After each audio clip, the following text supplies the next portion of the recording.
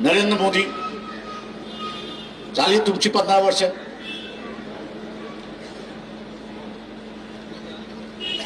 तुमचे सगळे गुलाम आहेत याची मला जाणीव आहे.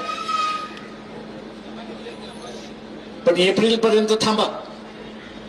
तुमच्या 2 रील्स बाहेर काढल्याशिवाय मी राहणार नाही. आता त्या रील्स येऊन द्यायच्या नसतील.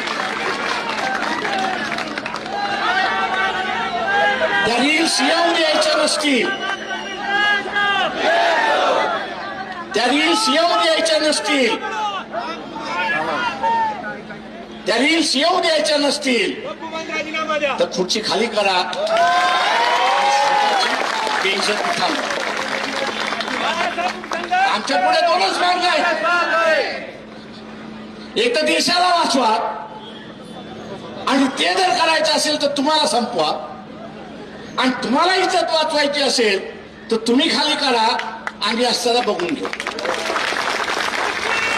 मी इथल्या बीजेपी वाल्यांना सांगतोय की आम्ही तुमचा राजीनामा नाही मागत. सत्ता ही तुमचीच राहणार आहे. का लोकांनी तुम्हाला 5 वर्षांसाठी निवडून दिलंय. तुम्ही काय निवडणूक घेणार नाही. तुम्ही काय निवडणूक घेणार नाही. त्याच्यामुळे सत्ता तुमचीच राहील. फक्त ती सत्ता राहत असताना भारताचं सार्वभौम ही कायम राहिलं पाहिजे. आणि त्यासाठी तुम्हाला नरेंद्र मोदी याची बळी हा द्यावाच लागणार. उद्याची होळी आहे. बळी कोणाचा द्यायचा. बळी कोणाचा द्यायचा. जेव्हा आपण उद्या द्या एवढं आवाहन करतो आणि आपली रजा घेतो.